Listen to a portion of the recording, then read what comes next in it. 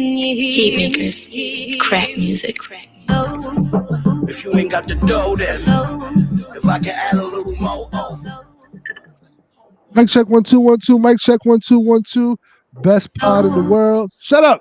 Best pod in the world. Wide web. Best pod in the world. I said, what's going on? This is a Hello, Can You Hear Me exclusive. Shout out to everybody who's tuning in. Big news, big news, big news, big day. But before we get to it, you know I got to set the tone like the skin color on a creator player. I'm here to set the tone, ladies and gentlemen. Let's rock. What up? Hey, yo, I mean, artistic. Y'all crazy for this one, man. Hey, yo, I mean, artistic. I'm hype right now. I'm hype New York City. What up? For this one, man. BX Borough, West Burnside University. Chill. It's your boy, man. Gordo Brega. The DTO General, man. And you know what I'm on? Okay, what we call it snitches and chopper. And chicks love your swag when I'm more than your ropa. That's why I keep my shit tight from head to bota. And always keep it gully look, I've never been a soccer. Whether I'm at home or out of town with the coca. I'm feeling this, how I'm feeling. Raul, what up? Gordo Brega, what up? Like a chopa, mira se me nota. The city that never sleeps. When niggas kill niggas, but I'm more than police. So we gotta stay on. Like the Statue of Liberty, keep heat and palm. Gold chain with a charm. Tattoos on arm like graffiti's on the wall. Just to see, I'm New York like a pair of fast cars. On 95 with 4 New York, what up, what up, what up? What we doing? The city that never sleep. When niggas hustle hard for keeps. All day, all the time, I'm in a chill. Welcome to New York, Marcus Stroman. Welcome to New York, Marcus Stroman. Guns. Yo, you rapping for fun, I'm rapping for fun, nigga. Cause I was born in a jet. And in a place where they come back to the jet. Two eaters. Gordo. New York City, what's going on? What's going on? What's going on? We are getting started. We are getting started. Fuck the music. Skip the intro. Let's get straight to the info. What's going on? My name is Eddie Nat. I am your, well, what do they call me? They call me the narcissistic New Yorker. Well, we got a lot of narcissistic New York shit to talk about today. We've got news surrounding the New York Yankees. We got a little bit of Mets talk too, and we got some beef to cover. We got some beef in these streets. My name is Eddie Mack. Eddie Mack. That's old school. Eddie Mack. Catch me every week here on the YouTube, Facebook, IG, all of that. Make sure you give us a follow. It's on the top of the screen. You can't miss it. But enough about me. Let me tell you about my brothers, though. Y'all know every week we come here live and we come in to talk about the Yankees. We come to talk about the Mets. I got my brother Adi in the building. Adi, how you feeling? Feeling good. Got a new jersey. We good to go, baby. Oh, he got the New Jersey. Let me see the back. I gotta make sure it's no name. You know who we got this one, baby. I gotta make sure it's no name. Oh, we got the Cano, the Clemens, the Ellsbury, all that. We got the Soto. Is a Yankee, baby. That's a fact. That's a fact. And we got some Soto news to talk about as well.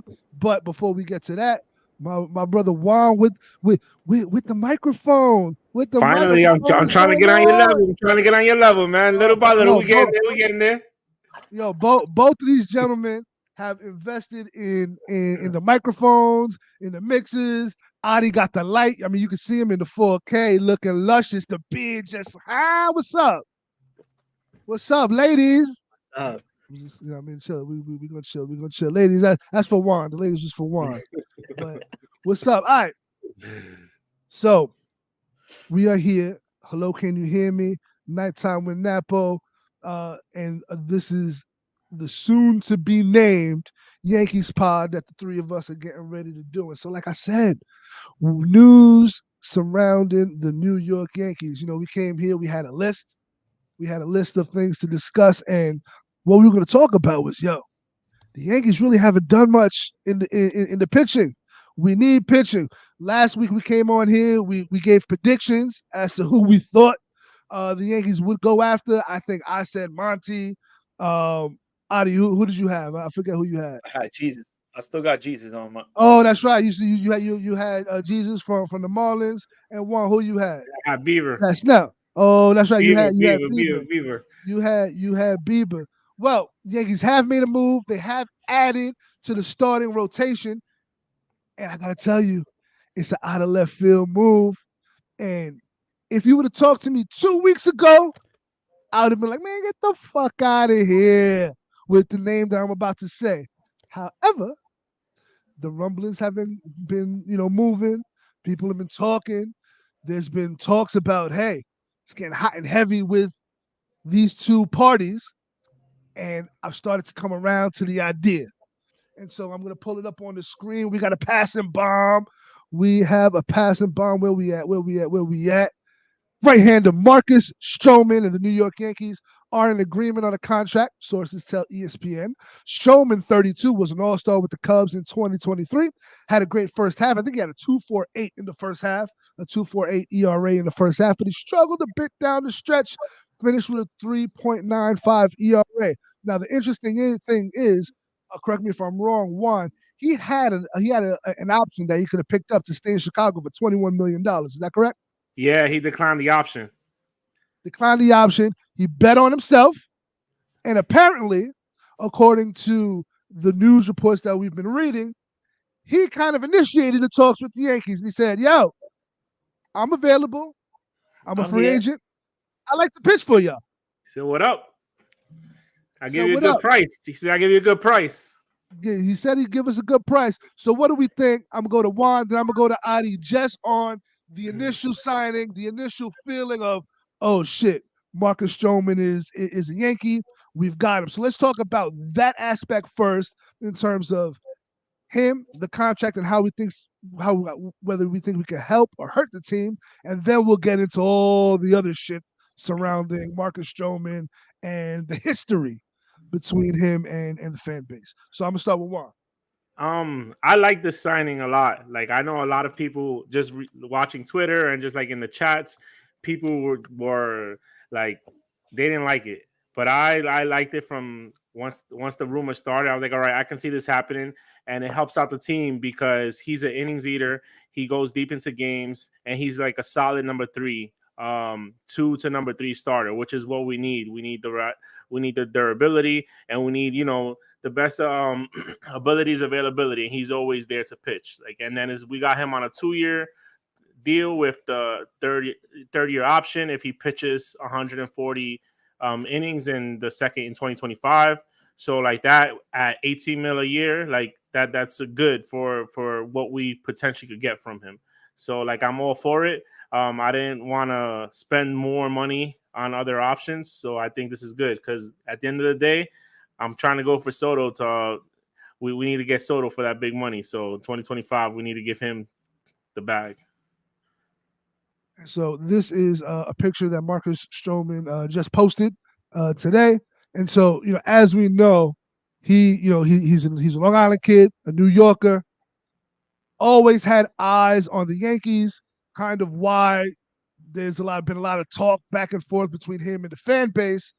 I think it stems a lot from, and we're going to get to that, with the fact that he grew up a Yankee fan, and this has kind of always been his end game of, I want to get to the pinstripes eventually. Adi, how you feeling about the deal?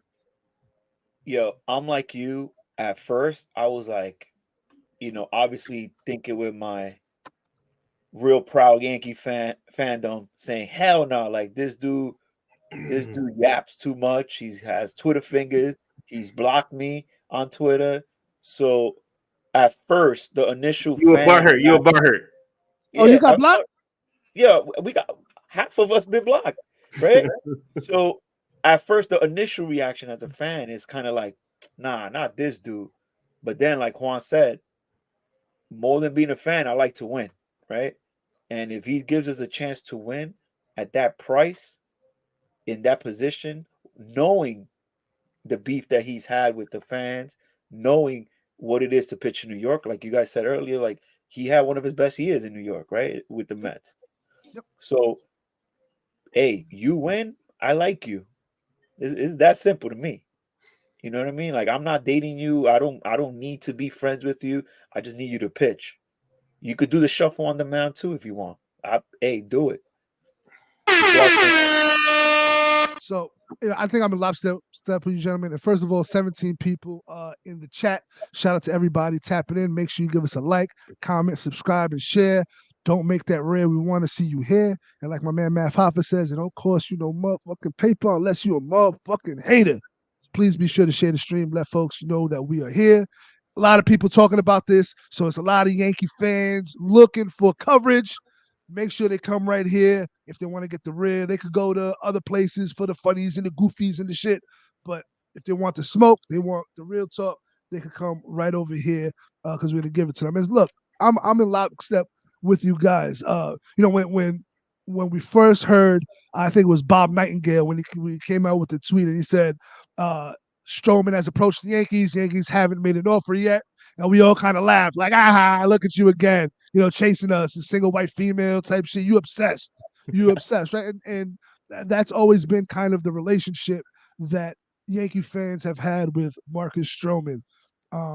But the more I started thinking about it and I started thinking about the options out there and the potential price tag um, with those options, right? I mean, we were talking about the Dylan Cease, right? Our Dylan Cease trade proposal clip, that's doing some numbers right now on the channel. Make sure you go check that out. When they were asking for Jason Dominguez and or Spencer Jones, right? Like the trade market right now is expensive. And the free agent market for the top two guys, Snell and Monty, are expensive. And so when you're looking at a guy like Stroman, who he's not an ace and he's probably not a number two, but I think on a really good team, you can slide him anywhere between 3 and 5 on a good team and feel really good about him taking the mound every fifth day.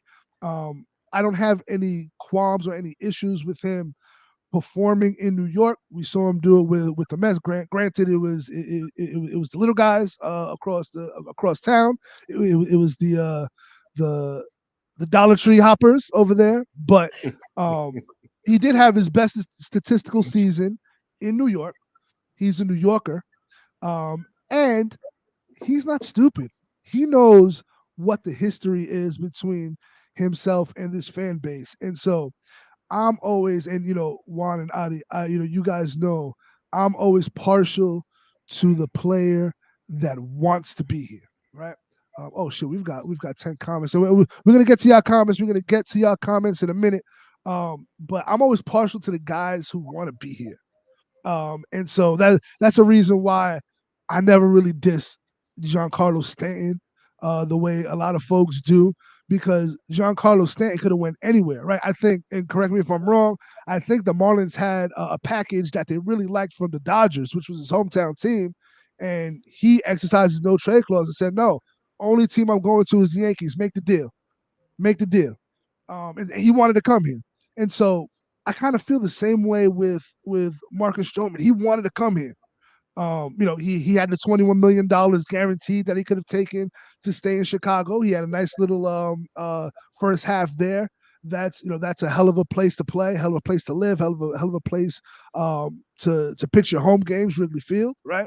So he could have easily taken that, but the fact that he wants to be in New York, he wants to be in pinstripe. He's always wanted to be in pinstripes. I like that. I like that. And if you think he's not coming here with a chip on the shoulder, I mean, I've seen him compete at high levels. I was there in Miami when he pitched for Puerto Rico in the World Baseball Classic, and he was doing his thing. And so I think he is kind of one of the I think he's actually a really good fit for what we're looking for, right? We need some edge, right? Like I feel like the Yankees need some edge on the team. We tried it with Donaldson, that didn't work out, but I feel like we need somebody with some edge, right? And so I want to see Stroman come in and bring that, do what he does, but we're gonna get to it. There is a history here that we need to address. I think we need to have a come to Jesus moment. I think we all need to get on the same page. Kumbaya, piece it up. He's got to piece it up with the fan base. But I think if he does that and he takes the right steps, and look, I think he's starting to take the right steps. He's posting a pic of him and his pops when he was a kid in the Yankee jersey, right? oh, we love it, right? I think if he takes the right PR steps, this is a slam dunk. This is a slam dunk. And so, um, what do you think? So obviously, gentlemen, he has a history with the New York Yankees and the fan base. So I believe it was back in what was it, 2020? He wanted he was there was rumors of the Yankees trading for him. Uh, he was on the block at the time. And excuse me as I'm looking for my bookmarks because I want to pull up his exact tweets. Give me a second here. I'm going to pull up his tweets. But he was on the block, and the Yankees were in were in the marketplace for some pitchers at the time, and it didn't work out. And your man Brian Cashman, who is extremely vocal and he'll answer any question. I believe when they asked him, "Hey, you know, you had a chance to go get Stroman and shore up your bullpen or shore up your rotation. Why didn't you make the move?" And I believe Cashman's answer was something along the line of, "We really like our rotation the way it is now, and we didn't feel that Stroman was," and I believe the exact quote was, "a difference maker."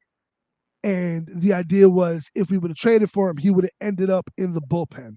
And I think at that time we had what was it? It was Tanaka. It was who was on that? It was Tanaka. What was it? Paxton at the time, or it Yeah, was Paxton or Paxton.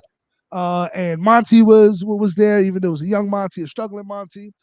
But I'm going to put up on the screen here exactly what he said at the time. So in October 21st, 2020, he doubled back. So this is after, the whole fiasco of the Yankees didn't bring him on. He says, besides Cole, there's no current Yankee pitcher who will be anywhere in my league over the next 5 to 7 years. Their pitching always folds in the end, and that lineup and payroll should be winning World Series left and right, yet they're in a drought. LOL, shrugging. Sound like a Yankee fan. Sound like us. Sound like us screaming at the top of our lungs. Then the next year, Yankees get eliminated again. He doubled back. This tweet will continue to age unbelievably well. Another tweet. He said, Yankees haven't won a World Series since 2009. Again, sounded like he could host this show. Hey, Marcus, you want to come up on here? Hey, I know you had beef with the Talking Yankees guys, the John Boy Media guys. You had beef with Michael K. Hey, come up over here. We can talk. Different. We different. We different. We not them over there, if you know what I mean. But the Yankees haven't won a World Series since 2009. They routinely spend more than any other team and acquire the biggest names at every trade deadline. The way they spend and the players they get should result in much more success than they've had. You don't agree. But he's not wrong, though. He's not wrong. In those both tweets, like people getting upset about what he tweeting, but he's not wrong in what he said. And he sounds like a fan. Like, yeah. So I don't got nothing against it. I don't think there was nothing wrong with he just saying what we thinking and what we all know. Like, it's true. We spend, and that time we spend all the bread and we don't got nothing to show for it. So it's like, and then if you go back to his other tweet, like, all right, besides Cole, like, there's no one else there. Like, I just pulled up the roster. It was like Monty is Tanaka's not in the league. Paxton has been a bum. It's just Monty's the one that's better than Stroman. Michael Monty King had a 5 ERA that year. Yeah, Michael King. Then is Clark Schmidt. Like, those are the only other pitchers. Jay Happ is not in the league anymore, or I haven't. Davey Garcia, and Cole. Like, those are the only ones. Albert Abreu, like, he's playing in Japan. Like, so he wasn't like wrong in what he said. I mean, I think he was doubling up on him, right? He was doubling up on himself. And I think as a Yankee fan, you can see where he was speaking as a fan of the Yankees. And yeah, a little hurt when that whole, when he got traded from the Blue Jays, he thought he was coming here, right? And then to hear Cashman, which I felt was doing his GM talk, saying like, yeah, but the price was high for Stroman at that point. I remember they wanted the bag. So I think that he speaks freely like we do. He has some passion, but I like it. I like the fact that although we're saying he's a number 3, right? He's pitching like he's a number 2. He's a 3-4 right now, statistically or like what we feel. But in his head, he's number 2 because ain't nobody better than him. Only Cole's better than him. And at And I least think he acknowledges it. believes He that. knows who he knows Yeah. who's the king right here. He knows Cole is the best, and it's okay. So He could be the number 2. We'll Yeah. accept it easily. Well, welcome that. If you play like a number 2 at the 3 and 4, I'll take it. See, so the only thing here is like the Yankees is almost like with any team. Like everyone is your enemy, but once you come here and you embrace our culture, like we'll accept it with open arms. Like we've always had, like people are upset because Stroman was used to troll the Yankees, right?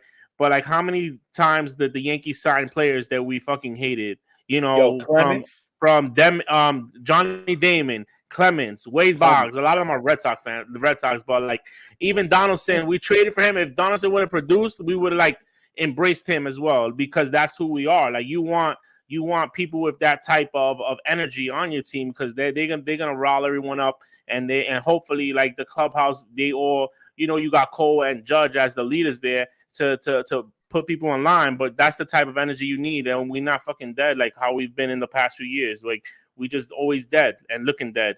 So we need that type of like tenacity in the clubhouse, which is like that's why I like someone like Stroman and Soto because they bring you that edge and that sauce that we've been lacking for the last few years.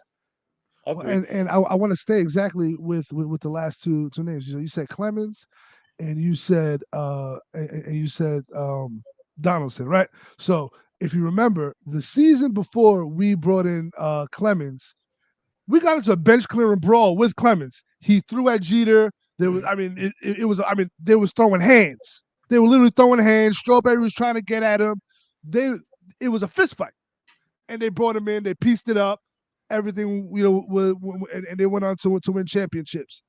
You look at Donaldson. Donaldson talked crazy about Cole. You remember Donaldson was talking crazy about Cole before he came over here, and then he came over here. They pieced it up. Now, obviously, he was washed by the time he got here, so that didn't work out. But the point is, we can get past shit as an organization and as a fan base, right? There's been plenty of guys that we hated. They came over here and we rooted for them. Now the one tweet that is like I can't get behind here, but I get it. He's supporting his ex teammate Alek Manoah, who we got all the smoke for. Because Alek Manoah, all he does is talk shit, and he's never performed to the level of his shit talking, right? But here, he's saying I'm rolling with Alek Manoah. He's a dog. His interview with Sergey Ibaka, again, shit talking. Interview was amazing. Performance on the field, not so much. I know them fickle Yankee fans lost sleep last night, laughing my ass off, crying emoji. He's taking his shots. Now, we're sitting here saying, hey, we like it. He sounds like a Yankee fan. But when he said these things, we were hot. I was hot. You can find tweets of me going at him. Adi got blocked. We know people who've been blocked by him. So, and folks are making a joke. Hey, if Stroman comes to the Yankees, he either got to block the other half or he's got to unblock half of the fan base. But this is, to me, there's nothing in any of these tweets that some good fucking performance can't, hey, 7 strong in Fenway against the Red Sox in a big game. I don't give a shit about none of these tweets, King. Yeah, man, make Jotty cry for me. We good. He likes the spotlight, and that's what we need. He likes the spotlight. He wants to be there. He wants the ball. He wants to be the man. Like whether he got the ace like stuff, no, but he likes it. He'll take it on. And as a number 3, 2, 3 starter, like that's what we need. We don't need him to be the ace. We need him to be the second or the third guy, like there. And he could be a stopper, And then like, all right, he's a ground ball pitcher. So we got good defense. Volpe playing second, shortstop, and Gold Glove winner. So like we got guys to play. So like that, I think he'll do good in New York. and he's gonna have to just apologize for his antics, and then we'll kiss and make up, and that's it. And then we go about it. So we've got Michael Capoto in the chat, and he's going crazy in the chat. So first thing he said, I will not be watching them in 2024. That's cap. That's cap. You're not watching them in 2024, but you watching us live here on YouTube. That's cap. You watching them. You watching them. If the Yankees are going all in to win the World Series in 2024 and trade for Soto, you don't sign a pitcher like Stroman. Well, I will say Yamamoto was their number one option, right? Yamamoto was the number one option. That didn't work out. But what do you think about this? This gentleman is also saying he wanted Bieber, Snell, or Cease. Sorry, but he's not rolling with the team, so he's not happy. And again, this is what Stroman is going to have to kind of fight through. Yeah, I mean, and we're not done yet. We're not done yet. Yeah, so there's still time. We could address other needs, the bullpen, and then we could maybe trade for another starter. Like, we don't have to sign. I don't think we should sign anybody. We can get into that later, but we don't have to sign anybody. But I don't think we're done yet. They're gonna make another move for the rotation, I feel like. I agree. And so so Michael's not happy here. He doesn't think that this is a World Series team or a playoff team. So shout out to Michael. Appreciate you checking in. And make sure, hey, if you don't watch the Yankees, you don't got to watch the Yankees. Just make sure you follow our podcast and just watch us. And we're going to keep you abreast of the situation of what's going on. And we're going to tell you if Stroman is ass, we're going to tell you. We're going to light him up. We're going to be the first one to bring smoke to him if he's not living up to it, right? But Adi brought something up about his swag, right? And so that's one of the things that I like about the signing. Like I said, when I watched him in the WBC with Puerto Rico, you could see he likes pitching under the big lights. He likes the big games. He likes to compete. He's a bulldog out there. He likes to talk shit. He don't mind talking shit back and forth to the pitcher. So I want to play a clip from, I believe, last season, and this is an at bat featuring current Yankees Juan Soto and Marcus Stroman, and then I want to get both of your reaction to this video. There's a lot of them, but that's the closest I ever came to having a no-hitter. And Soto is out on strikes. He's not crazy about but you guys can't see it. I'm watching it on my screen. I'm watching on my screen. I didn't put it on the screen for y'all. I apologize. Technical difficulties. Here it is. You can see it on the screen now. Marcus Stroman, Juan Soto, and it's a 2-2 count here with the bases empty, bottom of the fifth, and Stroman is going to make a hell of a pitch. There's a lot of them, but that's the closest I ever came to having a no-hitter. And Soto is out on strikes. He's not crazy about the call by Shane Livensparger as we watch it again. I was thinking about George. So what jumps out at me, and I want to get both of y'all takes on this. But one, I mean, the strikeout is a strikeout, right? Anybody can strike anybody out. These are major leaguers. But the reaction, right? Everybody knows Soto does the Soto shuffle whenever somebody throws a pitch out of the zone and he wants to be challenged. He does that little Soto shuffle, like, hey, throw me a fastball, you bitch, right? And so when Stroman strikes him out, he does a little hop and a dance on the mound, kind of like a Stroman shuffle. Game to having a no-hitter. Right, you see that there?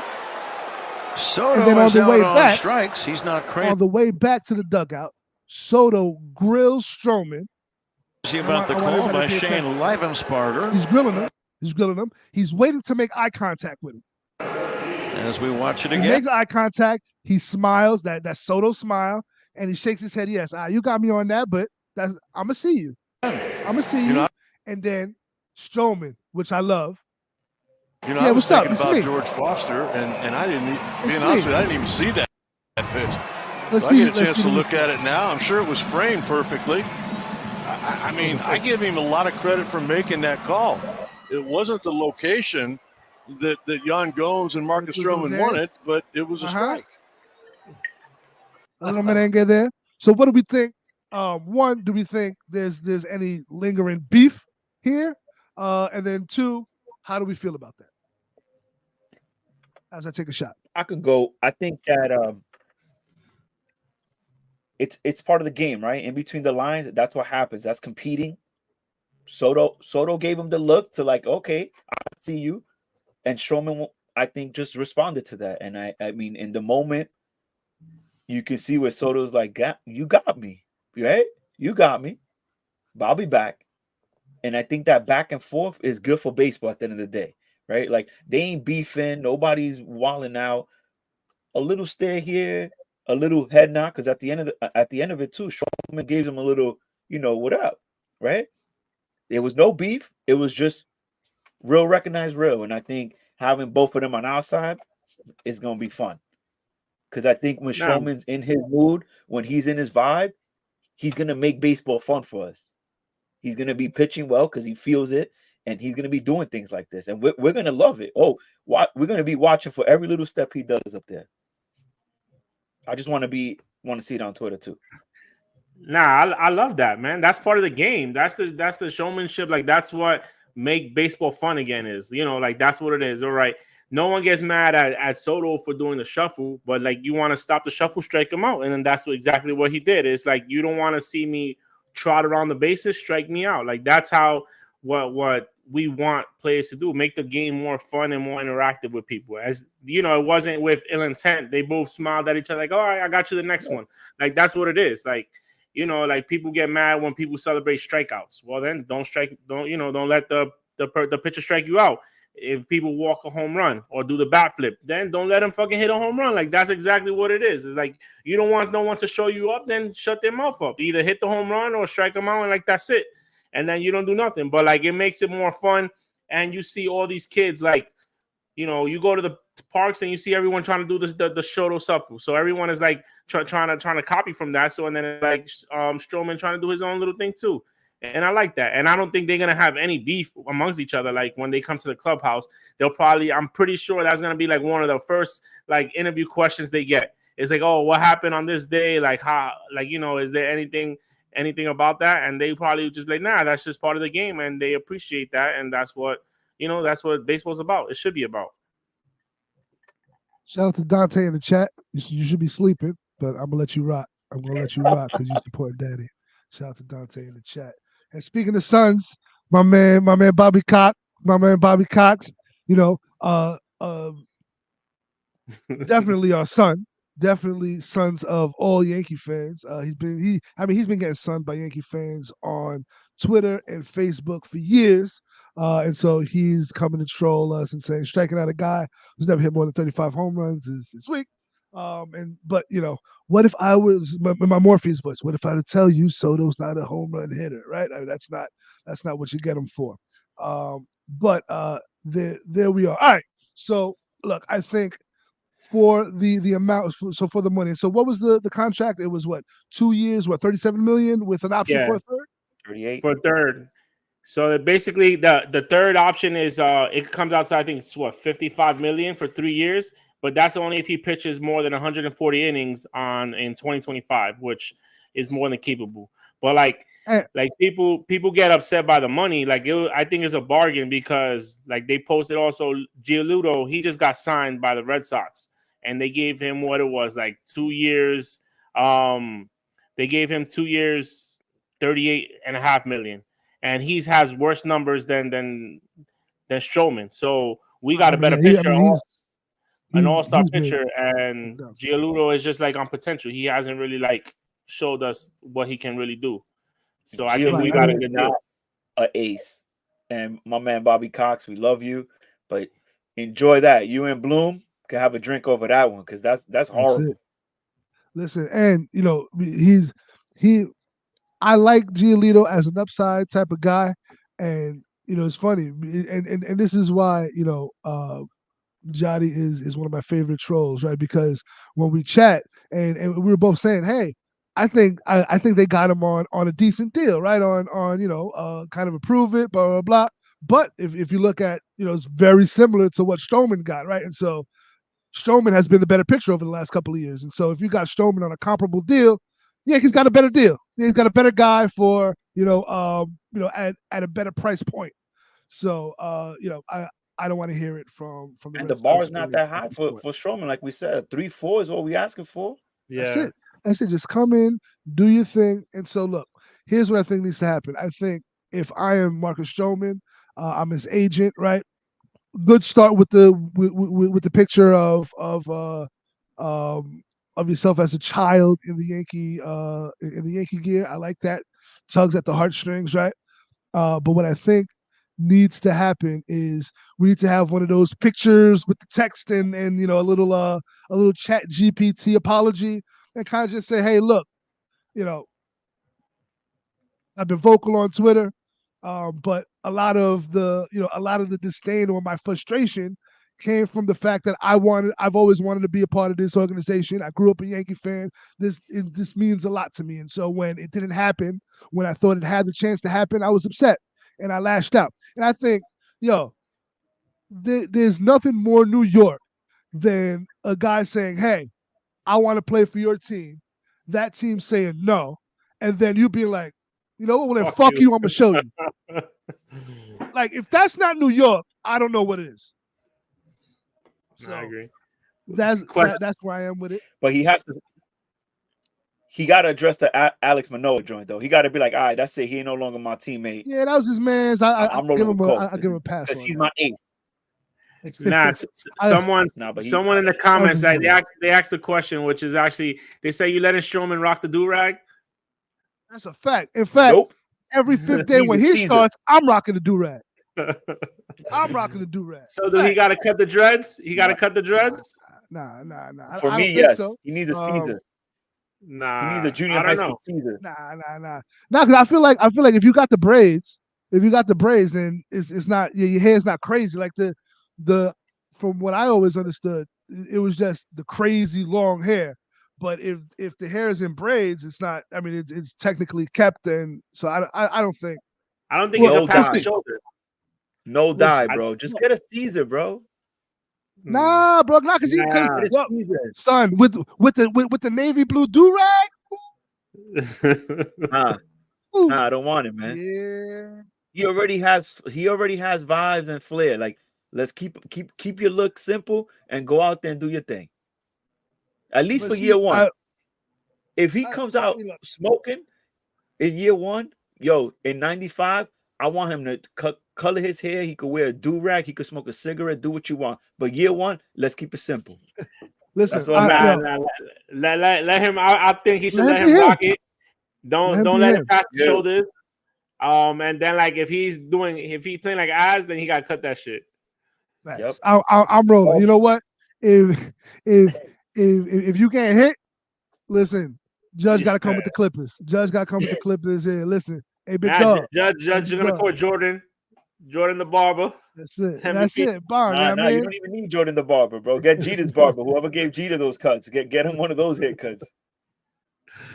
He's going to be all right, man. He's going to be all right. And I imagine that all of that has been ironed out, whether or not he's going to cut his hair, whether or not there's going to be, the do-rag is in play. Like, I imagine that everybody is fully on board with what the ask is from each side. Like, it's not a trade, so he already know what. So he knows what it is, and we know what it is. So let's see. I'd be surprised if we report February 14th for pitchers and catchers, and there's a story about his hair or his do-rag. I would think that has had to have been ironed out prior to inking this deal. So and for me, like I said, I'm all on board with him. I want him to be him. And so if that's how he needs to be comfortable, then let's get it. So Eddie, game one that Stroman pitches, you wearing a do-rag? I just want to put it. Fact. That's a fact. I'm coming on stream with the do-rag. Gotcha. Cool. Everybody down with that? I haven't worn a do-rag since I had braids like 20 years ago. Listen, I'm gonna do it. All right, bet. I'm gonna do it. I'm gonna come with the do-rag with the fitted. Bang, and we good. I'm rolling. All right. So welcome to New York, Marcus Stroman. But before the Marcus Stroman thing happened, there was talks about another pitcher, a free agent, Blake Snell. And so the idea is that, and I want to pull up the exact tweet and the article here. Give me a moment. Where the hell are you, John Heyman? So John Heyman tweeted that I see more. Yeah. I'm all Stroman here. But where is it? Blake Snell Heyman. All right, so let's take a look. So the story came out per John Heyman in the New York Post that the Yankees have made an offer, have officially offered a contract to Blake Snell. Now, some of our competition in terms of the Yankees podcast and the blogosphere, they kind of ran with it, and they said that it looks like the Yankees are highly motivated to get the deal done. But if you click on so if you click on the link here, and so I'm going to open up the article, and we'll take a look at it together, like a family. Fuck you, New York Post. We don't rock with you, but shout out to John Heyman. I like John Heyman, even though he's been kind of goofy over the last couple of years. But apparently, the Yankees have made an open offer to top free agent starter Blake Snell. Now, obviously, this was before the Stroman deal happened, but there is little to no evidence of significant progress on the Snell deal or the other rotation targets. Namely Jordan Montgomery or the trade option Dylan Cease. And so apparently the Yankees remain far apart on a Snell deal. But it is newsworthy that the Yankees are engaging with Snell and have even progressed to make him the offer. And so, Juan, I think you had insight as to what the offer was. Yeah, it was 5 years, 150. So basically it was 30 mil a year. 30 a pop. Yeah. So that, and then supposedly like Snell rejected it because I guess he's looking for 200 and he wants like another year. So I think if someone was to offer him 180, he'll probably take it, but he probably like wants like 7 for 210 or something like that. So I'm kind of glad he rejected it. Like I told you before, even before the Stroman news broke, that I didn't really want Snell because I didn't feel like he doesn't pitch deep into the games. And like, yeah, he won 2 Cy Youngs, but in 7 years, like I don't think that if it was a short year, like a 2 or 3 year like deal, I'll be like, all right, I'll go for it, but not anything that long because I don't think he's worth it when it comes out to 30 or 35 mil a year. He's won 2 Cy Youngs and he's pitched in the East and he knows how to do it, but he can't pitch past the 5th inning. So, yeah, he's Cy Young in the East too. Yeah, but he pitched like what 160 innings last year, and it's crazy. He won the Cy Young with a 2.3 ERA, but he doesn't pitch deep into the games. So it's like you really need, if you're paying him ace money, he needs to pitch like a real ace. So and then besides his 2 Cy Young years, he's been tried. Like he's been like mediocre. So yeah, he got 2 Cy Youngs, but when he's not a Cy Young, he's like a number 3 or 4. So it's like, what are you really getting? What do you think, Adi? Yeah, at first I was like, yo, Snell will do the job, right? He'll get it done as a number 2 for us. But when I saw that contract, I was like, I'm kind of happy he didn't take the first bite. And I'm with Juan in that, like, we just got Stroman, right? We have the chips. And I think this is where we fought to always remember is that, the Yankees have the chips to go out there and trade for a good number 2, right? Whether it be now or at the trade deadline. Exactly, right? So we could hold off. We can see on this dark horse of Rodon and see what he has left, right? So I think giving Snell that much money and being the fact that we already gave Rodon that kind of money is hard for me, right? I would like to see him there, number 2. That'll be, you sleep comfortable that way. But like to Juan's point, then we need to strengthen up that bullpen, and he's only going to pitch 5 innings. Yeah, and I mean, look, the 5-inning thing, I hear you. I hear Juan. I hear you on that. But it's like, for me, everybody pitches 5 innings. Like, that's just what it is. Like, I saw him pitch a fucking gem in the World Series, and his manager take him out while he was throwing a fucking shutout. That's not his fault. Yeah. That wasn't his fault, right? Like, he's throwing a fucking shutout in the World effing Series, and he gets pulled in the game, and then we want to be like, oh, well, he don't go deep in the games. Well, you know what? Major league managers don't let you go deep in the games. Analytics don't let you go deep in the games. That's just where we are. So this idea that, you have, if you're going to sign somebody, they got to go 6, 7 innings, right? Like, who on the market does that? Who on the market does that? What, Monty's guaranteed to go 7? Nah, he could go 6 though. Monty doesn't want to come to New York. And he don't want to come to New York. He's least bitter, that's he's Monty. hurt, he's hot.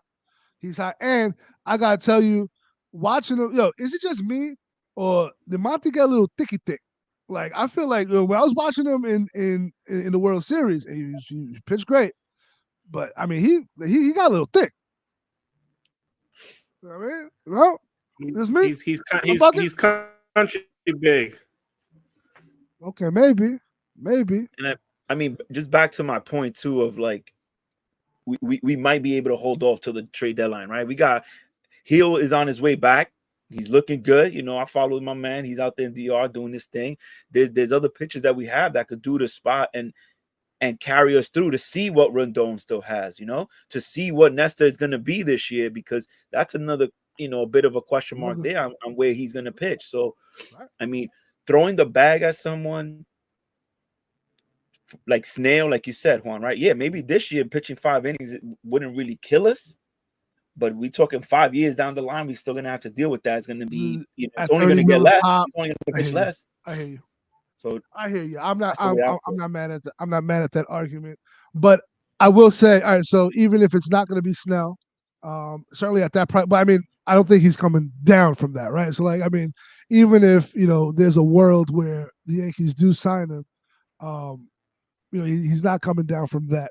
But I think we are all in agreement that whether it's Snell or somebody else, the Stroman deal can't be the last thing they do to address the starting rotation. Right? Oh no, I think, and even if it's, hey, we're gonna punt to the trade deadline, I think the eye has to be on another arm, right? Oh, yeah. Definitely. And I don't think we're done. I think especially if we don't sign Snell, right, which will be kind of a bag. We still have wiggle room. We still have, like I said, we got dudes that don't know where they're gonna play, right? That they could fit right in, plug and play kind of dudes that we can use as chip and leverage right at this point. And I know that obviously our big dogs we don't want to touch, which is the Martian, Jones, but hey, yo, show me the package. Yeah. Hey, yo. No. I think I don't think we're done. Like, I think we're gonna add something. Whether it's with the bullpen or another arm, like we can still trade. But it doesn't put as much pressure on us to go out to get another guy, because we've been saying, and the reason I don't like Snell or Monty is that then we're gonna have 3 lefties. Like you're gonna have Cortez, you're gonna have Rondon, and then you're gonna have either Monty or Snell, and that's rotations they're not as good with that many lefties, because then you're gonna get neutralized by all the right-handed bats. So yeah. But I think we're not done, because I think Cashman is being smart. He offered Snell, he threw Snell an offer and was like, bro, if you want to take this, we'll take you. If not, then thank you and go elsewhere. So if Snell takes that offer, it's like, all right, we can live with that. But I don't want to give it more years. So I'll do 5 years, 5 years or less, but I don't want to give more. Yeah, and I agree. You have to put respect on the fact that he's got the Cy Young, so $30 million a pop is not a disrespectful number, but it's certainly not where he wants his market to be. And so if we get him for that number, sure, cool, let's rock. Bobby Cox, this is a wild thing. I mean, Snell's playoff ERA is 3.33. That's not fucking terrible. That's not a bum. That is not a bum. That's not Pedro Martinez in the prime, but he's not a bum. And I will say right now, if you please go and check the chat that's going on, because Johnny, who is Bobby Cox, is getting bodied by my 8-year-old in the chat right now. Shout out to Bacon underscore Dante's MM2. Bacon? That's my man Dante. Dante is wilding right now in the chat. I told him he could stay up and watch the live, and he is lighting up Johnny right now. So Dante making me proud. Dante is making me proud. All right, so that's where we are. So we've got Marcus Stroman. We've got an offer out to Blake Snell. We'll see where that ends up. Obviously, there are still a couple of irons on the fire in terms of trade situation where we can, get a Dylan Cease. We can get the Messiah from Miami. There are a couple of other names that we can discuss down the line. But so that's where we are. One last thing about Snell, because like he's a great pitcher. His two years he won the Cy Young, he pitched 180 innings. Besides that, he's never pitched more than 120, like 100 more than 130 innings. Besides his 2 years of winning the Cy Young, which he threw 180, every other year before that, he's pitched less than 130 innings. So is that what we're really paying for? Like, yeah, he has a great ERA, but like, look at the tax you're gonna put on the bullpen for that money. Like, that's a big difference. Pitching 130 innings if you're not the Cy Young, that's what your number 5 starter is gonna be. You don't got a horse like my man Dylan again, So that's a fact. You don't got that kind of depth like before. Yeah, no, oh man, and that's what makes a guy like Stroman, innings eater, a bit more attractive. Yeah. So, all right, so I'm rolling with that. All right, so that's where we are with the pitching, but more news surrounding the New York Yankees, and this time it is surrounding Juan Soto. The Yankees and Juan Soto have agreed to a contract, not a contract extension, but we have agreed to a contract, and we have avoided arbitration. So really quickly here from the New York Yankees, the Yankees have agreed to terms with left-handed pitcher Nasty Nestor Cortez, Victor Gonzalez, Trent Grisham, Clay Holmes, Jonathan Loaisiga, Clark Schmidt, Juan Soto, Gleyber Torres, and Jose Trevino and Alex Verdugo on 1-year contracts, thus avoiding arbitration. And obviously the big nugget, Juan Soto and the Yankees avoid arbitration, which we know arbitration hearings can get messy, especially when you are hoping to sign this gentleman long term. The last thing you want to do is get in front of an arbitration judge and have to argue against the guy who you want to sign long term, right? But it is a record-setting deal for Juan Soto. 1 year, $31.5 million, which is a record for an arbitration-eligible player, which is breaking the previous record held by one Shohei Ohtani, which I believe was $30 million flat for the 1-year deal. So obviously, we knew a deal would get done, but I was a bit worried about arbitration and some nastiness, some ugliness heading into the season. So I'm happy we've avoided that. What do you guys think? How important was it for the Yankees and Soto to avoid any messiness? I mean, I think it. Go ahead, Adi. No, it had to be smooth, right? Like we're notoriously horrible at this. It gets ugly, it gets nasty. I like the way that they were like, hey, we're working on this, we're gonna get it done, and they got it done quickly, right? Like, I think something needs to be said with the fact that the Yankees didn't Yankees themselves at that point. No, yeah, I agree, because for them to set the record, Shohei got $30 million a year. The year, he came in second for MVP. So it's like Soto didn't have an MVP type year, and he broke the record with 31. So that's just to say like how much the Yankees, I think they want to have a smooth sailing with this relationship, so like that when next year comes, like Soto wants to stay in New York. If he wants to stay, the Yankees give him the bag, and there's no ill intentions on both parties. So like that was an important part for everything.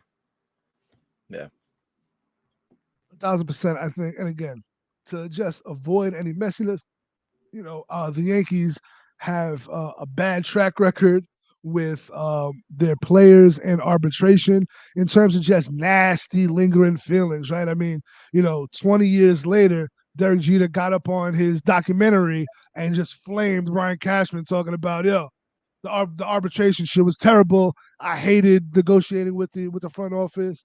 So to avoid that going into this year, I mean, Judge said similar things prior to signing his deal. So to avoid that, I think is understated. I don't think there's a lot of people talking about it, but it was something that I was really concerned with to see if the Yankees were going to try and penny pinch, and it didn't. Obviously, they didn't do it. They knew he was going to set the record. They showed him his proper respect, and they got the deal done without any unpleasantness. So, and I fully expect Juan Soto to come in and give us a premium Juan Soto walk year. So I'm super excited about that. With no nastiness lingering. So shout out. Just want to add something since we're talking about Soto. Like MLB Network had tweeted like Stroh Show times the Soto Shuffle, and then Soto comment, and he commented on it. He was like, "Oh, we shuffled together now." Yeah, he put like a laughing face, and we shuffled together now with like a handshake or whatever. So there it is. Squashed it early, same day. Squashed already. And that's pretty much what Adi was saying, right? Like, hey, they're gonna laugh about this when they get for spring training. They're gonna laugh about this. I love this. It's gonna be amazing, bro. It is going to be amazing. I cannot wait for the season to start. And again, pitchers and catchers just over a month away. Valentine's Day, the day of love. Let's go, baby. Let's go. A day of love. So we'll be tuned in. All right. So Yankees made some more news. Yesterday, they announced the 2024 coaching staff under manager Aaron Boone. Boo! But Aaron Boone obviously back. So I'm just going to go through it. Bench coach Brad Osmus. Not mad at it. Not mad at that at all. I like Matt. I like Blakey. I like Matt Blake. So hold over there. Mike Harkey's been with the organization forever. So I'm rocking there. Desi Druskul, not familiar with. James Rosen. Isn't that your man, Judge's man? No, he rock with Judge? I feel like he does. I feel like that was, I think no. Judge gave him the stamp of approval. I believe it was. Yeah. So it was like a Judge guy. So I like that. And then we got the assistant hitting coaches, Casey Dykes and Pat Rossler. So I mean, we got three people to throw under the bus when we're not hitting we're running the scoring position, right? We got three. Hey, find the assistant coaches. Which one? Obviously, Luis Rojas, former Met. Luis Rojas, our third base and outfield coach. And so, I'm sure there'll be Met fans. Oh, see, you take our leftovers too. The difference is we take your manager and he's our third base and outfield coach. You take our fucking bullpen guy and make him your fucking head of baseball operations or whatever the fuck he did. Or the manager. That's the difference. Obviously, first base and infield coach Travis Chapman. And then we have the Major League Field Coordinator and Director of Catching, Tanner Swanson.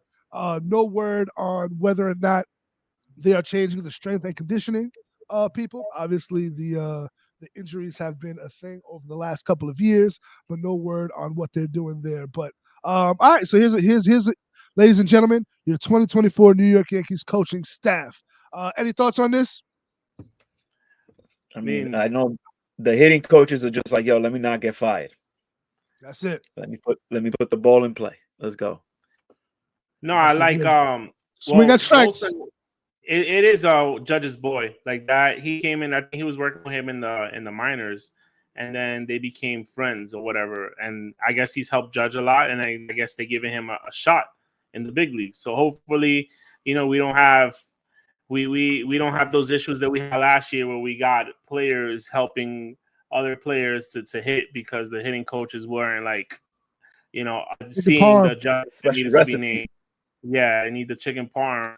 And then we need conditioning coaches because I think we do have a new one because did y'all see the picture of Stan looking lean, so he's looking good. He's losing some of that muscle. So he's losing some of that muscle. So like that, he could be more flexible, and hopefully he's not getting all these strains and pulling all these muscles and stuff because he's too brolic. So he needs to stop being so strong and be more agile and flexible, so like that he can stay healthy. Well, and he looks night and day. I mean, the difference between Stanton now and at the end of last season is just amazing. I want to see if I can pull the picture here. But I hope it is the conditioning team or whoever is working with him to, and hopefully they can have the same effect on everyone else as well, because injuries is always the biggest hurdle that we have to go through to get through a season. If we don't have any, I mean, that you can say that about any team. If you don't get, if you're not hurt, you got the best chance. But that's a fact. Hold on, I'm trying to pull up the open image here.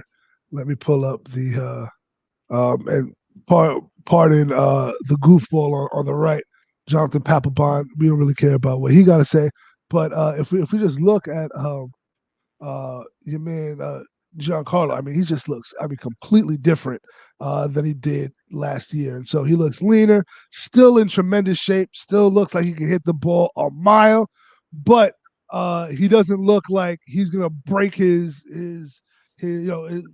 tear his hamstrings out of place trying to go from first to third on the base path. So I'm excited to see about that. TB12, Stanton flexes. Shout out. Yo, these comments are hilarious. I'm laughing at the comments. This is my man, TB12. Hey, I'm rolling. Fam. Yo, Bobby, Johnny, you gotta come up here. You're gonna come up here, and we are gonna have a nice long conversation, because you talking crazy in the comments, but you know that even with all the moves you did, you a 4th, 5th place team. You know this. You know this, boo-boo. You know. Nah, we never respected that. We never respected him. We never respected him. All right. So that's it on the Yankees. And just really quickly, Yankees re-signed relief pitcher Luke Weaver. So Weave Dog is back. So shout out to that. But all right, so that kind of closes the book on the New York Yankees. Obviously, when we come back here next week, hopefully there'll be another move that we can chat about in terms of shoring up either the starting rotation or the bullpen. But there's another team in New York, and this team, we've been told, has plenty of money. We've been told money's not an option. Money ain't a thing. Top down, cruising, screaming out money ain't a thing. However, word has now come out on SNY, and shout out to Andy Martino, who, and I'm looking for the goddamn tweets here, but Andy Martino came out and said, "Hey, big dog, hey Mets fans, I know you guys are super excited. However, you guys only got $10 million left to spend. Now, you haven't spent much in free agency. You haven't spent much. You haven't really done much. But you got about $10 million left to spend. You don't believe me. You don't believe Adi. You don't believe Juan. Maybe you believe Andy Martino on SNY. What about the rest of the offseason, Andy? Where are the Mets at this point? Well, they're getting to be just about done with their offseason. They have about $10 million. Just about done. Oh, excuse me. But just about done with their offseason. What the fuck did they do? What did they do? Did I miss anything? Like, did I miss huge moves? What did they do? And Andy, where are the Mets at this point? Well, they're getting to be just about done with their offseason. They have about $10 million. They got Yankee rejects. I know that. And on this particular offseason, whether it's free agency or acquisitions via trade, I'm told that's not a hard number, but I am told on this particular offseason, whether it's free agency or acquisitions via trade, I'm told that's not a hard number, but at this point. Well, they're getting to be just about done with their offseason. They have about $10 million left to spend on this particular offseason, whether it's free agency or acquisition. Ain't their owner the richest owner in sports, right? Something like that's what I keep hearing. He's got like $70 billion net worth or some shit like that. right? I mean, he's the guy. This can't be right. At this point. Well, they're getting to be just about done with their offseason. They have about $10 million left to spend on this particular offseason, whether it's free agency or acquisitions via trade. I'm told that's not a hard number, but I am told that's in the ballpark. So what the priority is within that is relief pitching. They will bolster the bullpen before spring training or early on in spring training while the offseason business is still going on. In terms of adding a piece to the offense or a full-time DH, those are definitely less of priorities than relief pitching at this point. And if you see where they are in that budget, they want to probably land in the low 330s right now. And there's a lot of dead money, of course, on the payroll for players who are no longer here, that within that 10 million or so, it's hard to see how you fit a JD Martinez or a Justin Turner. Steve Cohen's always shown a willingness to stretch for the right opportunity, but that's their plan as of right now. So that last thing, Steve Cohen has always shown a willingness to stretch for the right opportunity. He's trying to save it, but hey, Mets fans, y'all been sold the bill of goods. You got Steve Cohen, and he's acting like the Wilpons. Juan, Adi, thoughts? Yo, not surprised. I'm not surprised. All I'm saying is, that's Wandy right there. They're going to sign another Yankee. Wandy's on his way to Queens. Back to Queens. Now, for the low. Wandy on his way for the low. And you know what? Maybe they don't even got to spend the whole 10. Maybe they can save some. Maybe they can save a little something. Put something back in the pocket. That's crazy. I don't know. I don't know what they're doing, man. I think they're tanking again next year. Just they need to clear all that cap. They have all that dead money from the Scherzer and Verlander deals. There's no dead money when you got $100 billion owner. Stop. Because the way the Mets fans have been talking to us, but I'm just saying the way they've been talking to us. I know they're not realistic. Yeah. I just feel like Theo Cohen just said, "You know what? I'm gonna pause. I'm gonna close the wallet.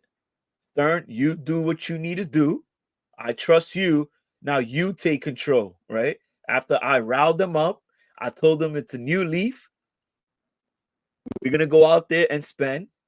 I mean, they offered Yamamoto a good deal. I feel like they went into on that. They were looking for the dudes, but I don't know, man. It's really quiet when the whole talk of Cohen coming to Queens or being the principal owner, that we're gonna be spending like the Yankees. You guys are spending dead money. That's it. It looks like that's what it is. I mean, yeah, they're playing for 2025. It ain't the Yankees that they thought. It's these guys.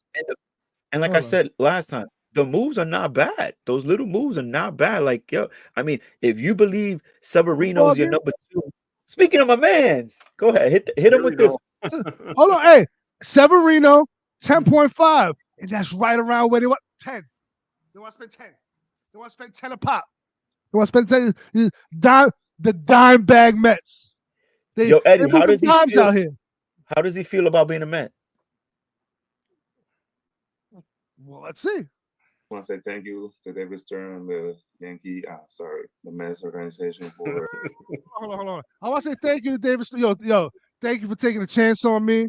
You gave me $10.5 million. I'm coming off an injury. I got, you got me here on Zoom. Thank you for the Zoom. I appreciate it. In my daughter's bedroom. In my daughter's bedroom on the choppy Wi-Fi. Hold on. At least, hey, say what you want about Soto. Soto went to the Boris office. He had the crisp Wi-Fi, right? I mean, he's on a webcam. I mean, this is as the Yankees probably paid for the Wi-Fi. The Mets didn't want to pay it. They got to save the 10 mil. That's the problem. That's it. Hold on. So, what do you think about being a New York Yankee? Being a New York Met? I want to say thank you to David Stern, the the Mets organization for giving this opportunity to be, here. I want to say thank you. So I want to say thank you to the New York Yankees. Oh shit! What happened was Hold on. And then we got. I mean, for me, we got one more. Let me bring him back. Same one. Courtesy of SNY, chilling in his daughter's room on the shitty Wi-Fi via Zoom. Let's go. I mean, for me, I was not imagining even going to any team. You know, I think I was gonna die a Yankee. I mean, so there you go. With the Met hat on, I thought I was gonna die a Yankee. Yo, what's crazy is I know homeboys from here from Jersey. I'm assuming he's gonna stay where he's living. He gotta drive through the Bronx, and you gotta take the Major League and cross Yankee Stadium before you jump on the RFK to go to city, bro. Yeah. Every day. He's gonna take the long way, bro. He's going Lincoln Tunnel. He's definitely going Lincoln Tunnel. I'm gonna leave a little early. I'm gonna, you know what I mean? I'm gonna cut the city real quick. Hey, Waze, show me a different way. Waze, he's gonna be like this. Bye, babe. Every time he passes Yankee Stadium. Yo, the Wolverine meme, just. Yo, I mean, hey, they got him on the low. They're hoping to strike gold with another Yankee that couldn't hack it and turns into a Sonny Gray, right? They're looking for their Sonny Gray because Severino is the number 2. Right now in that depth chart, Severino is the number 2 for the Mets. Yes. I mean, I wish him all the best, but when he was with us, wants to be with us. When he was with us, we got jokes on him on us because of him, right? Oh, look at Severino. He's supposed to be. He's always hurt. He's never healthy. He's hurt. Oh my God! Gave him that 7 years, $70 million. All right. And the last one, Harrison Bader trying to clean it up here. And so he's, just depressed. Look at this, just depressed. Trying to grow the beard back because, he likes the beard and the hair. But, he's depressed. And we know he's a Yankee fan. But, y'all remember when Johnny Damon left the Yankees? And I forgot, where did he go? Did he go to the Tampa Bay Rays or... Yeah. What fucking team did he go to? I forgot what team he went to after the Yankees. It was the Rays. It was the Rays, right? Rays or the Royals or it was somebody. But or was it the White Sox even? I forget who he went to after the Yankees, but he fixed his face after trying everything to re-sign with the Yankees. He fixed his face to go up there and say, I always dreamed of playing here. I always knew I would end up here, right? And so Harrison Bader took a page out of that book, and so he said, "I 100% always envisioned myself. I always imagined I'd be a Met." And so there you go. So while Severino can't remember what teams he plays for, at least Bader is playing lip service to you. So there you go. Shout out to the Mets. Shout out to he went to Detroit after the Yankees. That's who it was, Detroit. Yeah, he fixed his face. Yo, I always wanted to go to Motor City. I always wanted to do that. Failing economy, dirty ass water. I always wanted to come here, right? So now, Sevi reminds me of like the person that you always like a person that they always thinking about their ex. Like, oh, like I'm happy here, but reminiscing about the good times with your ex, as opposed to like, looking at your new relationship. Oh shit, I fucked up. Like yo, and look where I'm at. Good. Your lasagna's good. Yeah, your lasagna's good, but I've had better. Like, damn, I fucked up. Look at what I lost. Oh shit. That's what Sevi, like that's how that interview looked with Sevi. Like, damn, man, I didn't know how good I had it until like I don't got it no more. Now I'm here with the little brother, the little sister instead. On Zoom, on his choppy Wi-Fi. It's disgusting. It's disgusting. Yankees would at least have me, in the press room in Tampa, something. little something, a little something. Shout out to my brother Vosky in the building. Shout out to my brother Vosky in the building. Big Met fan, and you can catch him every week on the Hello Can You Hear Me, the pod, where we don't only talk about sports, we talk about everything else. Shout out to my man Vosky. He's saying y'all talking crazy. We building Queens over. Yeah, y'all building 10 million at a time. 10 million at a time. Y'all are rebuilding. I like it. I love it. I want more of it. All right. So that's it. I think we did it on the baseball. Shout out to obviously welcome to Marcus Stroman. Welcome back to Luke Weaver. We'll see what else happens with the New York Yankees, and then obviously best of luck to the quadruple A Yankees, aka the New York Mets. And so I mean, at least and y'all know me. I'm talking shit and I joke, but I always say 158 out of the 162 games that the Mets play, I'm rooting for the Mets. I'm always rooting for the Mets. I root for New York. But now we have even more reasons to do so because they got a lot of guys who really, really rock with on that squad. So shout out to the Mets for that. All right, man. So before we get out of here, we've been rocking for an hour. Shout out, I think we had upwards over 20 people watching us live. But again, whether you watch us live or in passing, please make sure to like, comment, subscribe, and share. We love y'all. We appreciate y'all. Thank y'all for tapping in. But there's been some crazy shit going on. 2024 has been wild, man. I feel like, our brother Raul was like, 2024 is going to be a really, really, really weird year. And I mean, we are 11 days in. I mean, we had a Cat Williams crazy interview. We've had, there was a plane crash. Commercial vessels are being attacked in the Red Sea. Just shit is going wild. And Stephen A. Smith decided to jump into the fray. So for those who don't know, yesterday, Stephen A. Smith, and you can catch him on YouTube. So right after you subscribe to our channel, head over to the Stephen A. Smith channel, subscribe to your man Stephen A. Smith, because he is building his own network outside of ESPN.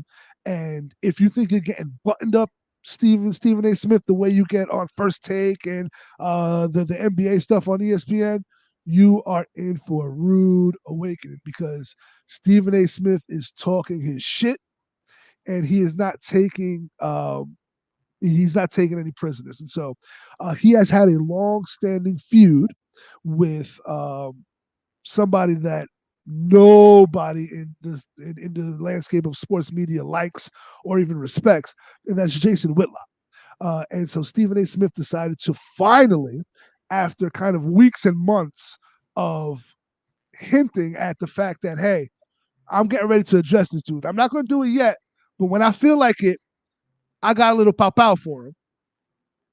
He finally went live yesterday and unleashed a 40-minute tirade at Jason Whitlock. We're going to play a little bit of it, but first, I want to play what preceded it.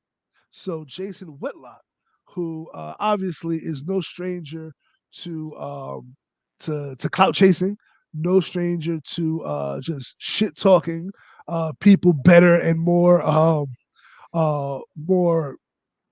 relevant than him. But here is Jason Whitlock commenting on Stephen A. Smith, and I want to say this was about a week ago on his show on, and if you didn't see it, it's probably because you don't watch The Blaze. Right? I mean, who watches The Blaze, right? Who the fuck watches The Blaze? No disrespect to, any political leaning, but who the fuck watches The Blaze? Nobody watches The Blaze. And if you're watching The Blaze, you ain't watching it for fucking Jason fucking Whitlock. Anyway, here's Jason Whitlock on Stephen A. Smith. Stephen A. Smith is the Kevin Hart of the sports media. Smith is a plant. Disney and ESPN. So I just want to say, that's super disrespectful, right? I mean, so if you are Stephen A. Smith, like, there's a lot of things you can say about me, but saying that I'm a plant and that I am strategically placed in my position by the white higher-ups, that might get me hot. Installed Smith at the top of the sports media world because his inadequacies as a journalist make him easy to control. He ain't lying. When I listen to Cat Williams talk about Kevin Hart and I didn't put the extra sauce in it. This is all Jason Whitlock with the extra sauce. My mind immediately drifted to Stephen A. Smith's memoir. Smith's story just doesn't add up. What they're not telling is I only played one game because I cracked my kneecap. 1.5 points per game. How do you average that in one game? Is there a 1.5 pointer in Division II basketball? How do you do it? I mean, this is spicy. This is spicy. It can't be done. My nigga. It's an impossibility. And I know I'm not great at math, but you can't average 1.5 points a game in basketball in one game. My bone cracked in half. My first year at Winston-Salem State. Bullshit. Bullshit. Bullshit. Are there two Stephen Smiths that played at Winston-Salem State? Because one guy, according to the stat sheet, played 9 games, and the guy on TV is saying he never played a game. The guy on the right is Big House Gaines, the coach, who, again, Stephen A. Smith in his memoir claims that, Big House Gaines was like a father figure. I sat in his office, and we talked, and he was my mentor, and he's my guide, and he's this and that. Big House Gaines, in his book, no mention of Stephen A. Smith. Now, this isn't the first time that Jason Whitlock has taken shots at Stephen A. Smith. In fact, he's alluded to the fact that he does not believe that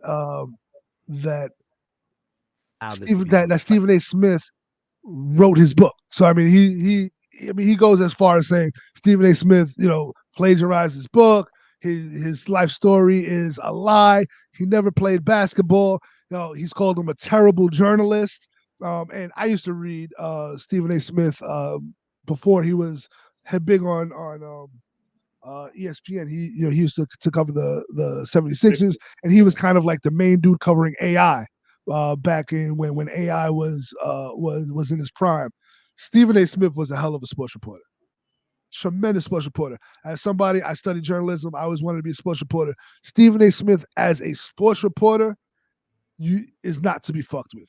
So when you start fucking with those credentials, normally, right, you're poking at the bear, you're poking at the god, right, and he's not going to say nothing. He's not going to say nothing. But if you put his name in the title, you get clicks, you get likes, you get traffic by the fact that you're dissing the big dog. Well, Stephen A. Smith had enough and said, you know what? I think it's time for me to clap back. I'm going to play this. This is about 3 minutes, but I think it's worth playing. And then I want to get everybody's take on this, and then we can wrap it up for the night. But here is Stephen A. Smith on the Stephen A. Smith Show. Again, this is on YouTube, free use, fair use. We're commenting on the clip. We're not playing the entire video. So Stephen A., don't be crazy. This is going around. Everybody's sharing it. You know what I mean? I don't need no copyright strikes, King. Let's go. Here we go. Stephen A. Smith addressing Jason Whitlock. And please do not allow this to be a reflection on my character, because this is not how I act every day. But I mean it from my soul when I say this is the worst human being I've ever known. I don't know of another human being worse than Jason Whitlock. Piece of shit. He's the dude that's gonna have a funeral and ain't gonna be no pallbearers. Might be 2 people to show up. He's that dude. He is the absolute worst. And he lies. And he incriminates. And he tries to set people up to fail, to big up himself because he can't. And your man stabbed on and made you take the blame. Do it on his own. He had a television show. He failed.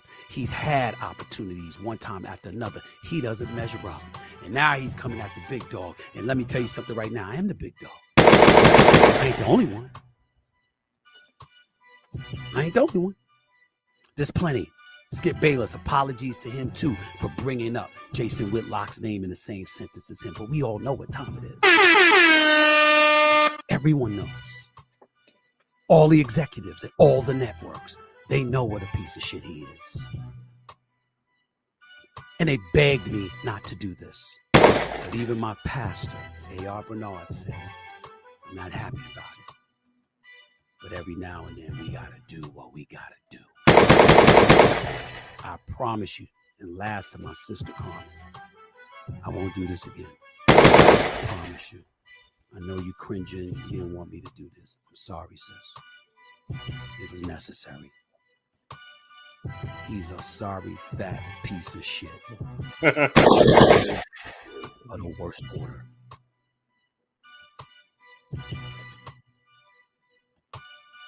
That's who he is. And I want to make sure everybody knows that. And I said to Isaiah Thomas, and I said to Dan Lebertard, if you care anything about our friendship, don't ever call me about him again. I'm a very forgiving person. Not with him. I don't care what beef I had. I don't care how many of you out there that hate me, whatever former athletes, all this stuff. Man, please, I'm sorry. Because I certainly don't hate y'all. We might have our differences from time to time, but ain't never that. This is the exception. I hate this bad. Far more than a little bit. He is the worst human being any of you will ever meet. You get within a mile of his presence. Wrap your arms around yourself to protect your soul. He is a devil. The worst. That's all I have to say. Ah, damn. I mean, the only thing missing was, dick sucking lips. You love the attention. Queens run you. Ask Russell Simmons. Yeah, came for him real hard. OC. Gunned up and clap quick. So what we think about this man, Jason Whitlock, Stephen A. Smith? Does Jason Whitlock have the capacity to fire back? What do you think, Juan? He don't got no capacity. Like he don't got nothing. He don't got no street cred. Pretty much, like everyone, he's blacklisted everywhere. So nobody fucking with him. So he don't got no goons. Like he don't got no support. Like he has his own little podcast, and that's pretty much it. Like that's what he uses, and he likes the controversy to like that stir it up. So like that be clickbait. Like that's all it is. Like when all the major stations they don't fuck with you no more. That's it. You blacklisted, bro. Like that you burnt.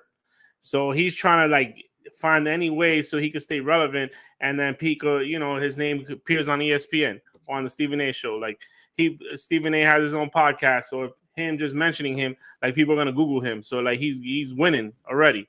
So he may try to clap back, but it ain't gonna be successful because Stephen A. That's say he dropped the mic and he done with it, and he just gonna keep going. But yeah, like he can't really say much because a lot of the shit that he's said, like, it's all bullshit. He just lies or makes shit up so like that he can try to like get people's attention and just get the clickbait. So yeah, but Stephen A. came with the hammer real quick. Let him know, bitch, like, yo, watch your mouth. I fucking hate you. And the fact that he said there ain't gonna be nobody at his funeral but the pallbearers, that's crazy. That mean nobody fuck with you. Yeah, I think Stephen A. and he said in the clip, he's like, I'm gonna come out of pocket real quick. I'm not gonna, this ain't normally me because this is not what I'm about, but I gotta do this. And I think he addressed it. He spoke right, and he just put it on him. I think Jason Whitlock has been trying to survive for a long time, and I think Stephen A. made a good point. He's been just failing, given the opportunities, and you really didn't do much. You try to go against the grain or against like what most people feel to as that, like clickbait, or to be, oh wow, he has a thought, but you really didn't even hack it at that. So I mean, the fact that Stephen A. replied to him, I like the fact that it was like in his podcast, he got no jacket on, he's on all white, he's trying to be calm, but it was just like bang bang, and that's it, And I think, we're talking about it because, hey, it's Stephen A. Smith, and I think he just buried him right now. And the crazy thing is like, Stephen A. Smith drops receipts, and he was name dropping. So, in that 40-minute rant, right? And obviously we didn't play the entire thing, but he was name dropping on air talent that don't fuck with him. I think he name dropped Jamel Hill, Skip Bayless, just anybody who he's worked with, Marcellus Wiley, anybody who Jason Whitlock has crossed paths with and is no longer working with him does not have a nice thing to say about him. And one of the things that I was looking for after the Stephen A. Smith rant went viral, normally whenever something like that happens, you'll get 3, 4, depending on who it is, you'll get some percentage of people come to the defense of the person being attacked, right? Be like, that's not my relationship with him. Yo, I fuck with Jason Whitlock. Nobody's done that. Yeah. Nobody. I think Sage Steele and people have always thrown Sage Steele under the bus, right? As kind of like a pick me, right? But Sage Steele is the only one, and all she said was Stephen A. was mean. She didn't say he was wrong. So nobody has come to the defense of Jason Whitlock in the 24 hours since this thing went viral. And to me, I think that speaks volumes more than the fact that Stephen A. Smith went, in great detail as to why he does not rock with him. I think the fact that nobody came to his defense should speak volumes as to, the way he's perceived in the industry. So yeah, he's a little snake. Like that's the problem. So he ain't gonna be around for long. Like, he probably has his little fan base, but that's it. That ain't it. Like, he's not in the big media, so no one really fucks with him.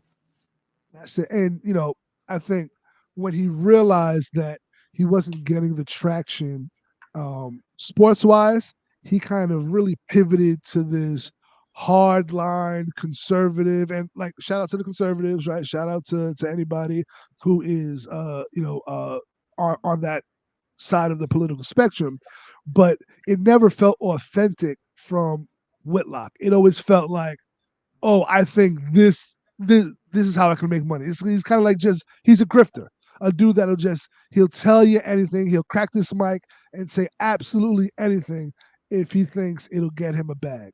He used to shit on Kobe all the time.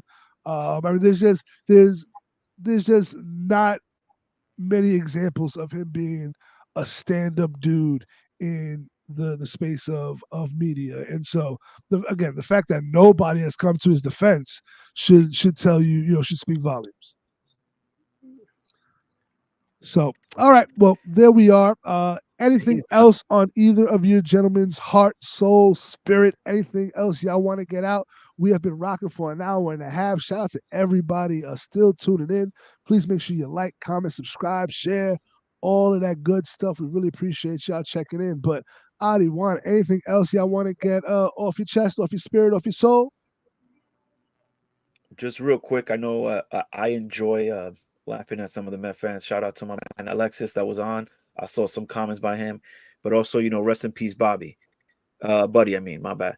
I guess ex-manager of the Mets, ex-player as well, passed away today. It seemed like so.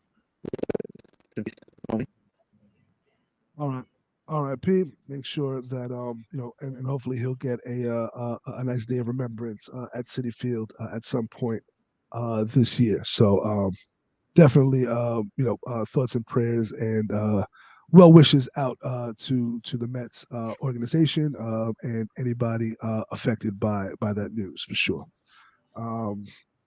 Juan, anything else on your heart, spirit? Anything else you want to get off your chest here before we bid adieu to the good people? Nah, just hopefully, next week, I hope with the signing of Stroman, it gets the ball rolling on like all the other teams and all the other free agents, so like that we got more to hope for, and we have an idea of what all the teams stand. So like that we can see who's getting better and who's worse for the season. Like that's hopefully by next week there's more action. That's right. No, I hear you. I hear you there. And so, look, I'm super excited. Again, this is something that we are going to be doing on a weekly basis, and maybe even more. Obviously, as news starts to break, as things start to happen, particularly once we're in season. It won't be rare for us to just kind of jump on and do emergency streams and kind of just get our thoughts out in real time. But this is something that we're going to be consistent with. So I appreciate both Juan and Adi for joining me on this journey as we, try to build this brick by brick. And so once again, shout out to everybody in the chat. Y'all were amazing. Obviously, I could not get to every single one. This chat, it moves fast when y'all are going crazy. And, I'm a pothead. I lose my train of thought very easily. So it is hard for me to kind of keep up with the chat. But we're going to get better at doing that. Make sure that we incorporate y'all into these live shows when we do the live shows here. But shout out to everybody that was in the chat. We really appreciate y'all. So like I said, we're building this thing brick by brick, man. This has been a Hello, Can You Hear Me? The pod, Nighttime with NAPO. And we're gonna get out of here, man. We are gonna get out of here. I'm just like to drop for a minute. Shout out to everybody for listening. Please make sure you give us a like, give us a subscription, a comment, and all of that, man. It's been a beautiful day. When I wake up in the morning, love, and the sunlight hurts my eyes. You guys just tuning in. We're getting ready to end. But please make sure you go back, catch the full stream. We'll be up later today. It's been a beautiful day. Here we go. We're going to see this again. We're going to get out of here. And the world's all right with me. Just one look at you. Ready to rock? We're going to sing this thing, family. Here we go. And I know it's going to be a lovely day.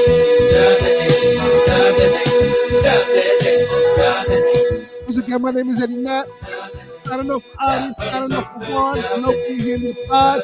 We're going to name the Yankee pod very, very, very soon. Hello, Can You Hear Me? Is the movement. Shout out to Costa, shout out to Christina. And we'll be back very, very soon. Shout out to my man Dante, my son. I love you. You're rocking with us. You're supposed to be sleeping, not giving me a hard time in the morning. It's time to go to school. Word. I'm getting out of here, man. We love y'all. We love y'all. We love y'all. Always seems to know the way. Then I look at you.